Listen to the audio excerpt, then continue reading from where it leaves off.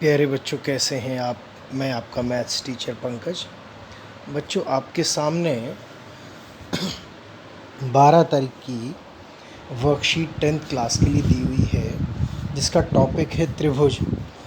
और ये सब कुछ आप 9th क्लास में भी पढ़ चुके हैं, क्योंकि टॉपिक भले ही ये 10th का हो, लेकिन इसका मोटा मोटा कंटेंट 9th क्लास में भी है।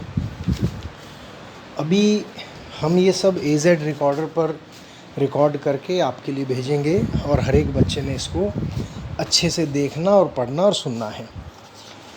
देखिए, ऑनलाइन क्लासेस के अलावा तो हमारे पास कोई ऑप्शन अभी है नहीं।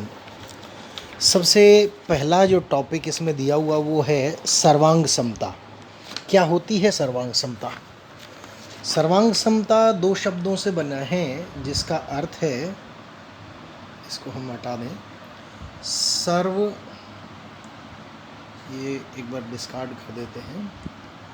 सर्व माने सारे, सर्वांग समता, सारे अंग समान। 6 अंग होते हैं, जिसमें 3 भुजाएं हैं और प्लस 3 कोण होते हैं। आप एक त्रिभुज को देखें, 1 2 3, 3 भुजाएं हैं और 3 कोण हैं। इसके अंदर 3 कोण हैं। तो अगर एक त्रिभुज, ये एक त्रिभुज मैंने बनाई, इसके जो शीर्ष है उसका नाम रखा ABC, और इसके बिल्कुल डिक्टो एक और त्रिभुज बनाई जिसका नाम रखा EFG, जिसमें AB भुजा अगर 4 सेंटीमीटर है तो ये भी 4 है। AC भुजा अगर 4 सेंटीमीटर है तो ये भी 4 है। BC भुजा अगर मान लिया 6 सेंटीमीटर है तो FG भी 6 सेंटीमीटर है।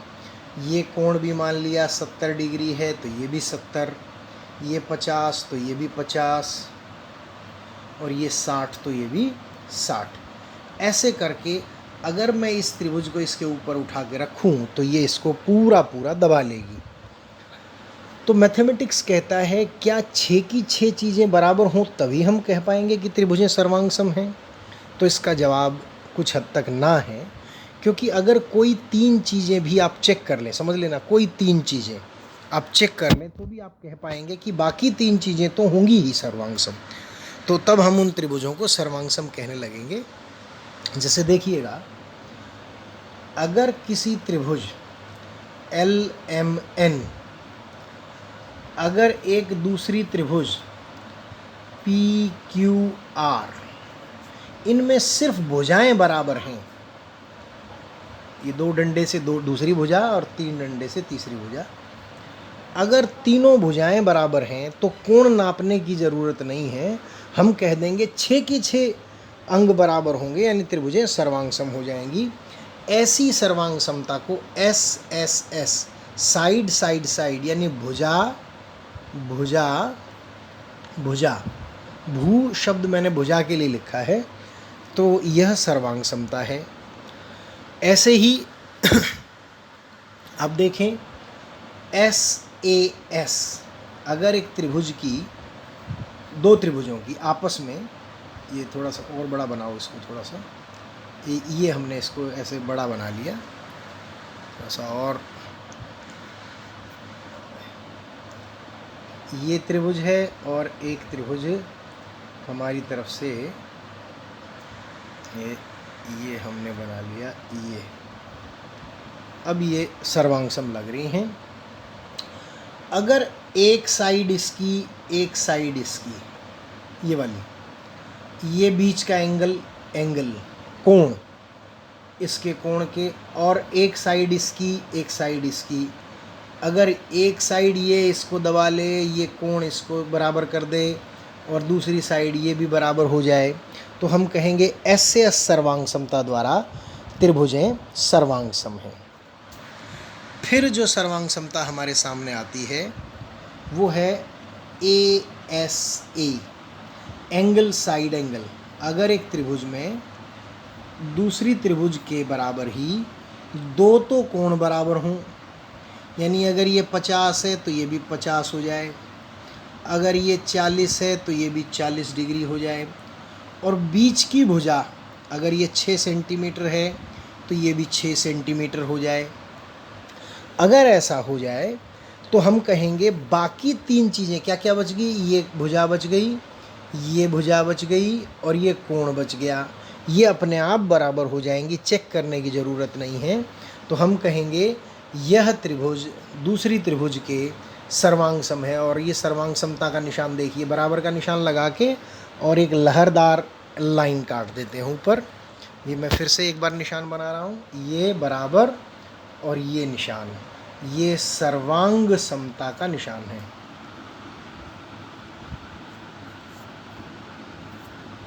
ये सर्वांग समता का चिन्ह है।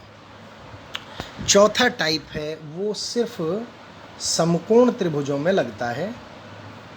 समकोण त्रिभुज का मतलब जिसमें एक कोण 90 डिग्री हो। तो अगर एक राइट एंगल ट्रायंगल में, समकोण त्रिभुज में, अगर उसकी हाइट इसकी हाइट बराबर हो और एक साइड आर और एक हाइपोटेन्यूस, ये हाइपोटेन्यूस है। हाइपोटेन्यूस का मतलब होता है कर्ण। अगर किसी समकोण त्रिभुज में एक भुजा, ये वाली भी हो सकती है, तो एक यही चाहिए, और कर्ण बराबर हो जाए तो RHS सर्वांग समता द्वारा वो त्रिभुजें सर्वांग सम हो जाएंगी। तो एक टॉपिक तो ये दे रखा है इसमें। उसके बाद जो टॉपिक आता है ये देखिए आप, किसी समकोण त्रिभुज में कर्ण सबसे लंबी भुजा होती है। अगर मैं ये 90 डिग्री बना दूँ तो इसके सामने खड़े होकर जहाँ पत्थर फेंकेंगे और जिसको लगेगा, जिस भुजा पर गिरेगा, वो हमारा कर्ण हो जाएगा, कर्ण। तो किसी समकोण त्रिभुज में कर्ण ही सबसे लंबी भुजा होती है। और इसी पर आधारित हम एक बात पढ़ते हैं क्या, कि भाई सबसे लंबा बड़ा कोण भी 90 डिग्री का होता है समकोण त्रिभुज में। इस बात का आप ध्यान रखेंगे। अब एक प्रमेय के रूप में कुछ और आपको बताया गया है। इसको आपने, इस फैक्ट को पढ़ना है। त्रिभुज PQR में PT, ये वाली PT, ये माध्यिका है। माध्यिका माने जो सामने वाले को दो भागों में बांटती है। ये और ये दोनों बराबर हैं, तो माध्यिका उसको दो समान क्षेत्रफल वाले त्रिभुजों में बांट देती है। जैसे, क्या मतलब इस बात का, आपके सामने यह एक त्रिभुज है LMN, और L से निकल के माध्यिका चली और ये K पर काट दिया। L के एक माध्यिका है। माध्यिका का काम होता है सामने वाली भुजा को दो बराबर भागों में बांटना। तो दो त्रिभुजों का निर्माण हो रहा है, त्रिभुज LMK, ये वाली त्रिभुज, और त्रिभुज LKN, ये वाली त्रिभुज, ये वाली त्रिभुज। तो इन दोनों त्रिभुजों के क्षेत्रफल समान होंगे। आप इस बात को बिल्कुल याद रखेंगे कि जब भी किसी त्रिभुज की माध्यिका खींचेंगे तो वह माध्यिका क्या काम करेगी, उस त्रिभुज को दो बराबर भागों में बांट देगी। उदाहरणार्थ एक और समझें। अगर आपके सामने एक त्रिभुज है, ये इसकी माध्यिका है। अगर इस त्रिभुज का क्षेत्रफल 12 सेंटीमीटर स्क्वायर है तो इसका भी 6 सेंटीमीटर स्क्वायर होगा, और इसका भी 6 सेंटीमीटर स्क्वायर का एरिया होगा। आप इस बात को अच्छे से समझें। वैसे तो आप जानते हैं त्रिभुज का क्षेत्रफल, हम 9th क्लास में भी पढ़ा है आपने, और पहले भी पढ़ा होगा ये वाली बात, कि त्रिभुज का एरिया होता है, किसी भी त्रिभुज का क्षेत्रफल होता है 1/2 गुणा आधार गुणा लंब। अगर हम उस पर एक लंब खींच दें, ये अगर ये 10 है, ये 5 है, तो इसका एरिया होगा 1/2 गुणा 10 गुणा 5, यानी 25 सेंटीमीटर स्क्वायर। ये एक टॉपिक इसमें दिया हुआ है, ज़रूर ही ध्यान रखेंगे।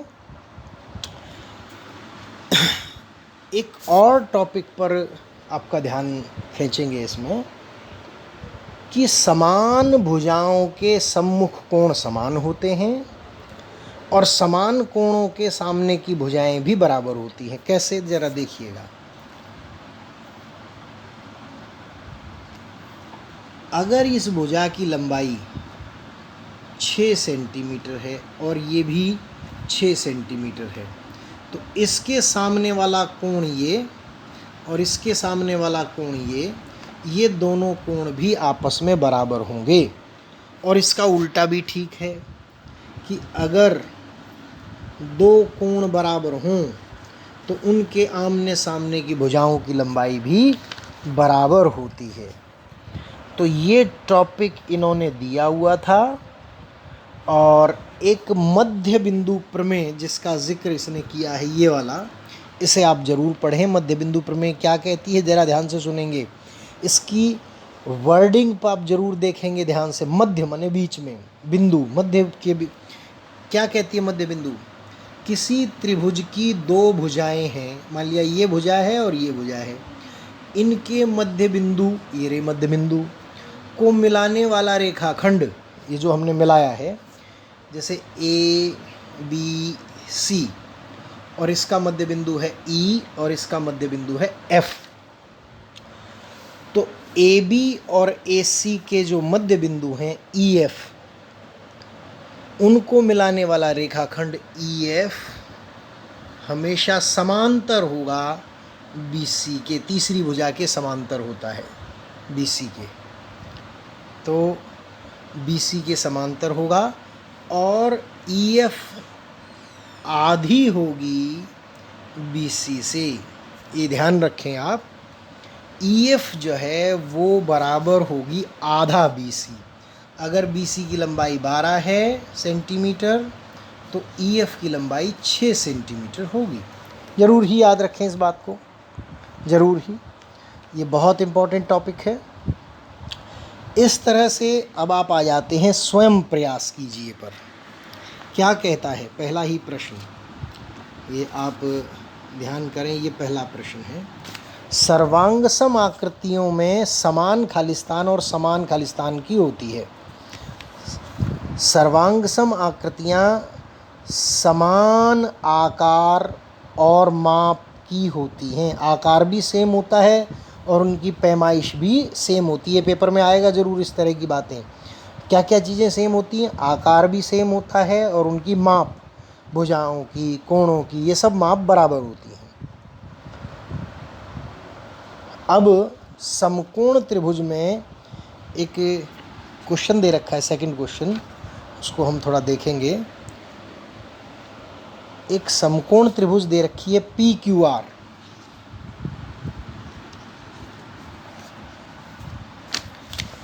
पी क्यू आर, क्यू बीच में है तो वहाँ 90 आप बनाएं। इसमें P Q 3 centimetre, P R 5 centimetre और क्यू आर 4 सेंटीमीटर है। आपने 2-3 बातें देखी होंगी। सबसे बड़ा कोण 90 है तो उसके सामने कर्ण, ये वाली, ये सबसे लंबी भुजा है। तो हमें दर्शाना है कि कर्ण का वर्ग, कर्ण यानी पी आर का वर्ग, पाइथागोरस थ्योरम है ये। पाइथागोरस एक मैथमेटिशियन थे जिन्होंने ये बातें लिखी कि कर्ण का वर्ग अन्य दो भुजाएं, इसके और इसके, पी क्यू के वर्ग और क्यू आर के वर्ग का जोड़ के बराबर होती है। ये हमें सिद्ध करना है। जांच कर लेते हैं। पी आर है 5, तो 5 का स्क्वायर क्या 3 के स्क्वायर जमा 4 के स्क्वायर के बराबर होता है? होता है, क्योंकि 5 का वर्ग होता है 25 और 3 का वर्ग हो गया 9 और 4 का वर्ग हो गया 16, तो 16 और 9 हो गया 25। तो ये बात बिल्कुल सही है। फिर एक प्रश्न बहुत आसान, एक्स जेड दिया हुआ है, एक्स जेड, इसमें 7 सेंटीमीटर है, तो एक्स एफ कितना होगा? अब मैंने अभी बताया कि मध्य बिंदु है तो उसका आधा होगा। तो ये वाला क्वेश्चन, जो तीसरे वाला क्वेश्चन है नीचे दिया हुआ है, इसमें ये कहता है एक्स वाई जेड और ई एफ समांतर दे रखी है वाई जेड के। अगर समांतर है और ई मध्य बिंदु है तो जो हमने मध्य बिंदु प्रमेय पढ़ी थी उसका ये विलोम है। क्या कि अगर समांतर है तो दूसरी भुजा को भी मध्य बिंदु से ही काट रखा होगा।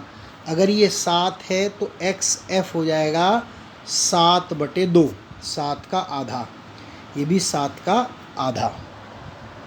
फिर है माध्यिका को परिभाषित कीजिए, तो त्रिभुज के शीर्ष से चलकर सामने वाली भुजा को 2 बराबर भागों में बांटने वाला रेखाखंड माध्यिका कहलाता है। अगर मैं चित्र बनाऊं कि भाई ये माध्यिका है, माध्यिका किसे कहते हैं? शीर्ष से चलकर सामने वाली भुजा को 2 बराबर भागों में बांटने वाला रेखाखंड, ये माध्यिका कहलाती है। ये आपकी माध्यिका हो जाएगी। मुझे उम्मीद है कि आप तक बात पहुंची होगी। बहुत मनन करके ध्यान से इस टॉपिक को पढ़ें और ज़रूरी काम करके ग्रुप पर शेयर करें। धन्यवाद, नमस्कार।